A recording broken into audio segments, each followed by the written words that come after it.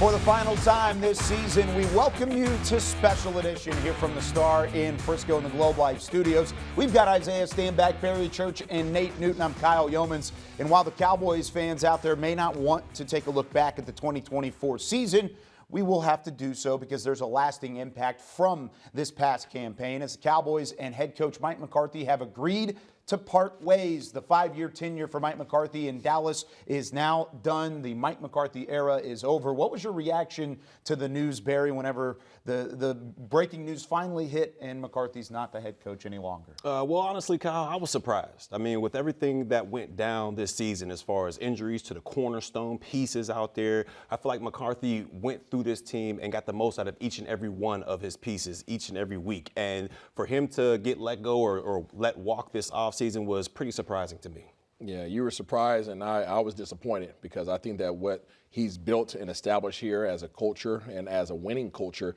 here in Dallas can't be overlooked. I think that when people win consecutively three straight years, 12 wins, I think that people kind of get spoiled, and I would have liked to see him have the ability to continue to develop this team. 60% of your salary cap at one point in time was wiped out. He overcame that. He overcame a pandemic. He overcame coaches changes, defensive, offensive coordinators. This guy was perfect for Mr. Jones. I'm sorry it didn't work out, and he had to walk away. Yeah, the one thing that's going to be a lasting impact is his success in the regular season. You've had 3 playoff appearances, 2 of those as division champions in the NFC East, yet they just went 1-3 in the postseason. And ultimately, that was what he was brought in to do, was win games in the playoffs. Barry, he didn't necessarily do that. Do you agree with the decision that they've now come to an agreement on? That's the thing, is it's a two-way street. Yeah. Mike McCarthy and Jerry Jones saying it's a mutual agreement. Do you agree with the decision? I don't agree with the decision, but I can understand, coming from the Jones' standpoint, why they made this decision. Because when you look at it, Mike McCarthy was brought in here to get this team over the hump. They was brought here to get this team past what Jason Garrett couldn't do, which is that divisional round, and he wasn't able to do that. So I can understand it from both sides. Do I agree with this decision? No. I'm sorry that Mike McCarthy got let go, but overall, I can understand it. Yeah, I respect it. I don't necessarily agree with it. I understand it from the organization standpoint, like Barry just said, but I also understand it from Coach McCarthy's standpoint. You know, we don't have all the details as to what was taking place in those conversations, but if the conversation revolved around the duration of time that his next contract was going to be, if that was not long enough, then I agree with his decision to walk away because he has to protect himself and he has to protect his staff. You know, I just believe this right here. I've been around Mr. Jones long enough. If he wanted Coach McCarthy to be here, he would be here. That's a good point, and it would have taken that to make sure the mutual agreement was in a positive manner for McCarthy to return. That's not necessarily the case. So now the Cowboys move on, and when we come back on Special Edition, we'll take a look at some of the possible candidates that the Cowboys could have as the next head coach in Dallas. Could one of them be Deion Primetime Sanders? Plus, we'll take a look back at Mike McCarthy's tenure in Dallas right after this with more Special Edition. Special Edition, presented by AT&T, is brought to you by your North Texas Ford dealers. Ford is the best in Texas. Reliant, official energy provider of the Dallas Cowboys. Blockchain.com. Invest like your icons with Blockchain.com. And by AT&T, official sponsor of the Dallas Cowboys.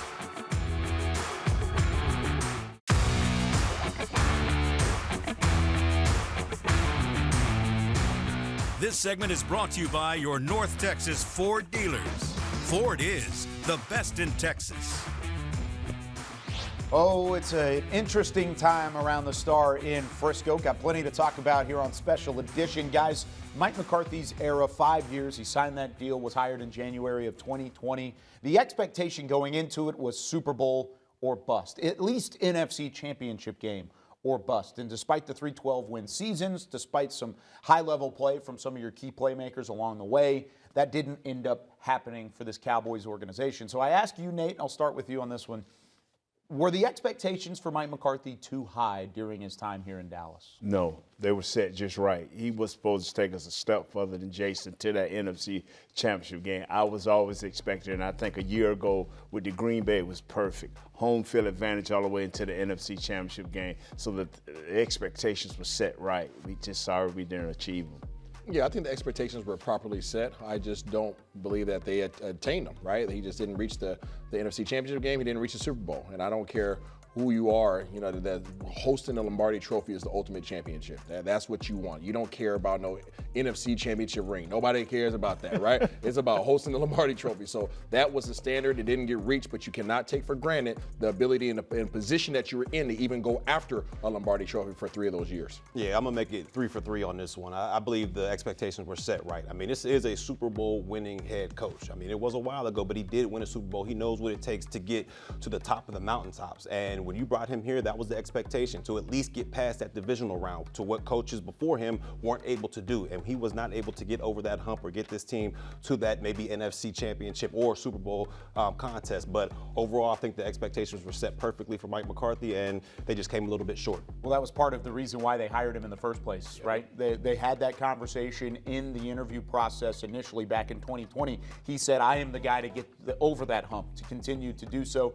Didn't end up happening. I also believe that if he was given extra time, he would get closer. Yes. That's just my own opinion in that regard. Now, those expectations may shift a little bit depending on who comes in next as well, and we'll talk about that in the next segment. I want to talk about Dak Prescott, though. One thing that Mike McCarthy did achieve was he elevated Dak Prescott to another level. Barry, when you looked at Dak's play from the Jason Garrett era into Mike McCarthy's era, how much did McCarthy help him take a step forward? I think he helped Dak take a huge leap forward when you talk about his on-the-field play. I mean, this guy was always one of the best leaders to ever touch, the field. I played with him in his rookie season, and he was a leader on our team as a rookie. But when you talk about on the field, this guy was able to basically process the field, I believe, a lot better than he had in the past. He wasn't turning the football over as much. His decision-making was a lot crisper. He seemed a lot cool, calm, and collected in the pocket, and I feel like that had a lot to do with McCarthy. So to me, overall, I believe, Dak took a leap forward with McCarthy in leading him with the Dallas Cowboys. And overall, I'm just kind of sad it kind of had to part ways. Yeah, I'm not going to say that he took a leap forward. I think he took a step forward, and mostly just because of his decision making. I think that obviously the Cupid shuffle that they had between offensive coordinators and play callers, Schottenheimer, Kellen Moore, and Coach McCarthy, all those guys really having their hand in it, I think really didn't allow for Dak to get his footing. And then you factor in his injuries as well. So I think he would have made a larger stride had his coaching staff been able to stay here and be established. Dak has seen a lot of coaches come and go, but I think this is one that he hated to see go in Coach McCarthy. And that's the thing, is when you don't have that coaching mentor, and Dak was very vocal about this on the social side of things. He said he was bummed about Mike McCarthy's departure. We'll see what the next head coach has in store for QB1 here in Dallas. When we come back, who could that person be? Could the Cowboys go one way and go get an experienced coach like a Pete Carroll, or could they be looking at the young coordinators around the league as a possible replacement for McCarthy? This segment was brought to you by your North Texas Ford dealers. Ford is the best in Texas.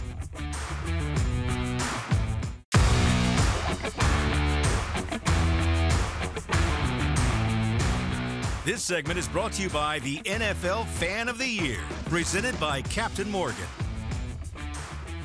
Welcome back to Special Edition from the Star in Frisco with Isaiah Stanback, Barry Church, and Nate Newton. I'm Kyle Yeomans. Cowboys have a long list of possible candidates that could take over for Mike McCarthy in the head coaching position. Let's take a look at 20 of them, brought to you by Patrick Walker of DallasCowboys.com. You can read this entire article on the site right now. There's a couple different elements and areas that the Cowboys could look. In-house candidates, a list of 4 names there that could possibly be ready to make that jump as a head coach. Then you've got NFL candidates, guys that were either formerly a free agent, or a head coach with an NFL team, or currently a head coach. It would take a trade in order to secure a guy like Sean McVay. It might be a little too pricey in that regard. As we move on to the next page of possible head coaching candidates, it could also be an opportunity to look at different areas along the way, such as promotional candidates, guys that are currently offensive or defensive coordinators with current teams in the NFL, or possible coaching candidates from the college ranks. Most notably, Deion Sanders has been in the headlines as of late with having a conversation with Jerry Jones. There's a couple of the other names you could possibly look at. Let's start with, what type of head coach do you want, Nate Newton? What do you feel like would fit this Cowboys team the best? I want a defensive-minded coach, one that's going to try to make the offense run the rock a little bit more. So I want a defensive-minded coach because that's where I think we need the most help at. I'm not going to go offense or defense. I want a coach that is energetic and that has the command of men. Yeah, for me, I'm with you on that one, Isaiah. I need a guy that's a leader of men, a motivator of men that can get these guys to have fast starts each and every week out there and excited to touch the football field. So I need a motivator of men when you talk about a head coach. Okay, so now with all of that being said, I'm not asking for a prediction. I'm asking for a name to watch. This is a guy throughout those names, maybe even different, that you have your eye on moving forward. Barry, I'll start with you. I have my eye on a guy named Ben Johnson, a guy that is in Detroit, very creative when you talk about offensively. He can put points on the board. We know that he can do that well in Detroit. He can do that in Dallas as well. But the one thing that concerns me about Ben Johnson is, can he be that motivator of men? Can he be that guy that get these guys energetic each and every week? I'm not so sure about that because he's yet to have the opportunity to be that guy that can motivate men. So to me, there's the creativity side of it, but there's also, can he be the motivator of men? But I'm gonna look at Ben Johnson. And he's had some success in Detroit. And you talk about making weapons out of Sam Laporta, yes, and Amon-Ra St. Brown, Jahmyr Gibbs, David Montgomery. He has weapons, but part of those weapons are because of his play calling as well. Nate, who are you looking at? I'm looking right over there across the building at Mike Zimmer. I mean, he's dealt with these guys, he knows these guys, and he's dealt with the guy upstairs named Mr. Jones. So I'm looking straight at Mike Zimmer, and that stays with my defensive-minded coach. You also have a guy like Deion Sanders in there too, right? I do, but that's the wow factor, And I know he can motivate and lead men, Isaiah. Yes, sir. That's an interesting one. Whenever you talk about Deion and the conversations that he's had with Jerry Jones, they're very, very tight. Is that the move from an X's and O's standpoint, or is it the move from a leadership or transitional standpoint in terms of a new culture in Dallas? That's what's really going to be interesting if Deion is a legitimate candidate. All right, Isaiah, your name to look forward to as we continue this head coaching search. I'm going to go with a guy that they call Chucky, all right, a.k.a. John Gruden. That's the guy that I'm going with. And the reason why I'm going with John Gruden is because he's a passionate guy. He loves the game of football. He's a leader of men. He commands the media. He understands the media. Matter of fact, he worked in the media, so he knows how to play that game. He can bear the weight of the star, but he also can keep these guys under control, and he's energetic. He keeps the guys hyped, and he can connect not only with the older, disciplined versions of players, but also this new generation. I think he can motivate both while keeping the trains on the tracks with the star on his helmet. Ooh, this is kind of a wild card like that? in there as well. He's been on the free agent market for a couple of years now. Of course, some off-the-field issues that they would have to sort through in order to get him here, but as a X's and O's and as a head coach and a leader of men, like you said, he brings those to the table as well. Some interesting thought process. It's going to continue on until they get these interviews taken care of and they get these guys in the building. When we come back, Nate Newton mentioned Mike Zimmer across the building. Is his time as a coordinator in Dallas done? And how could that shake up what the assistant coaches look like in the future? This segment was brought to you by the NFL Fan of the Year, presented by Captain Morgan.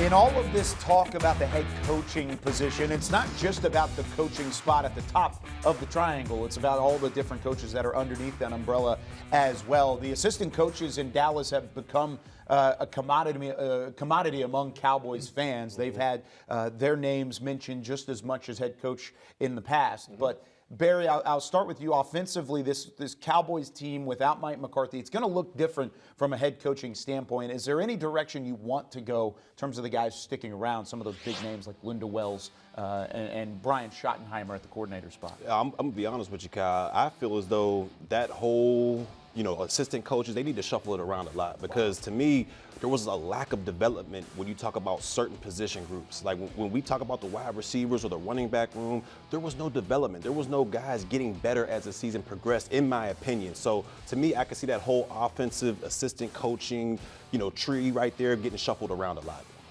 I 100% agree with you. I believe that there needs to be a QB shuffle there, but the names that I would like to retain: Linda Wells, the tight ends coach; Al Harris, the defensive backs coach; and John Fossil.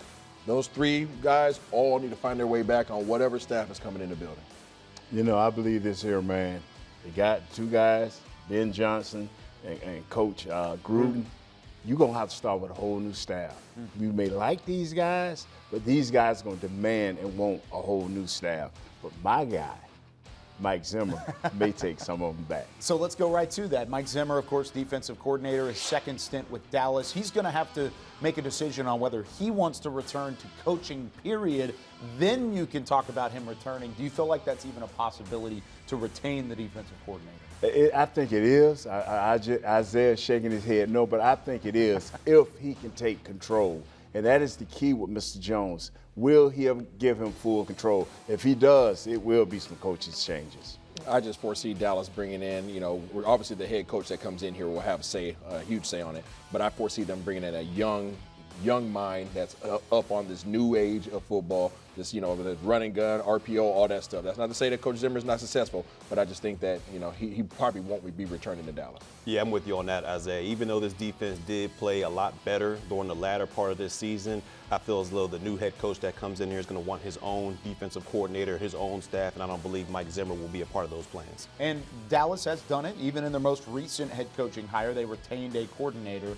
They retained Kellen Moore from Jason Garrett's final year as head coach into the first year from Mike McCarthy, and now he's a head coaching candidate in his own right. So it can happen. Yes. Is it likely? Probably not. All right, when we come back, keys to a successful coaching search. How can Jerry Jones and this Cowboys front office have some success as they look for their new head man on the sidelines in Dallas?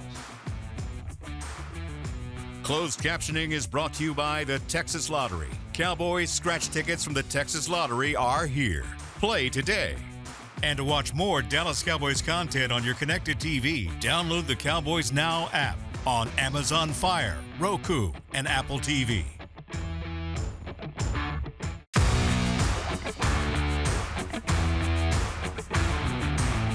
Special edition presented by AT&T was brought to you by your North Texas Ford dealers. Ford is the best in Texas. Miller Lite, the only beer of the Dallas Cowboys. And by AT&T, official sponsor of the Dallas Cowboys. Of course, the Cowboys offseason just beginning. Here are some key offseason dates to keep in mind moving forward. The East-West Shrine Bowl on January 30th. You might hear a friendly voice on that broadcast on NFL Network. You also have the Reese's Senior Bowl a couple days later. We'll have extensive coverage from both of the nation's all-star games showcasing the NFL Draft's talent in both Dallas and in Mobile, Alabama. Then we will have the Cowboys year-end special debuting the weekend of the Super Bowl. It does vary by market, so you can check your local listings. And then after that, it is all about the NFL Draft going on in Green Bay, Wisconsin, April 24th through the 26th. As we welcome you back to the final segment of Special Edition this season with Isaiah Stanback, Barry Church, and Nate Newton. I'm Kyle Yeomans. Barry, I'll start with you. Keys to the game is normally where we end our show. This is keys to a successful coaching search. This is a really pressure-filled environment. To get this right for the Cowboys, how do they get it right? To me, you got to get some input from your players. And I'm not talking about everybody. Not everybody gets input here, but the cornerstone pieces, the Dak Prescotts of the world, the Micah Parsons of the world, make sure they get a little input on who you decide to bring in to be a coach, because the coach has to be somebody that they want to play for, that they believe in. We saw that with Mike McCarthy. Even though the playoffs were out the window, this team still fought, and they still gave their all out there. You want that type of effort from your team, so you got to get an input from a couple of your players when you talk about the head coaching. I just think that you have to get a head coach that embodies the culture that you want to establish here. I think you need a disciplinarian. You need somebody who's energetic, who can get your players going and can connect. And then third, you need your guy who can connect with your players. If you can check all those boxes and ensure that you don't have an experiment, make sure that you have the sure thing, something that you know, then I think you're in good shape. I agree with you 100%, Isaiah, and you, Barry. And he better be consistent. He has to be that same guy that walks into the a program or into the building with a mindset of football first and everything else second. And that's exactly what you need in your head coach moving forward. There's a lot of pressure on this Cowboys front office to get it right. They've got a little bit of time to figure it out, but really that Senior Bowl date that we just flashed up there on the screen, that's going to be where you need to have something solidified in order to be successful moving into the draft and building this team for the future. I want to thank everybody who's tuned in to Special Edition all season long. We'll be back next year as the Cowboys have a new head coach and a new era in Dallas. For Isaiah Stanback, Barry Church, Nate Newton, we'll see you next year with more Special Edition.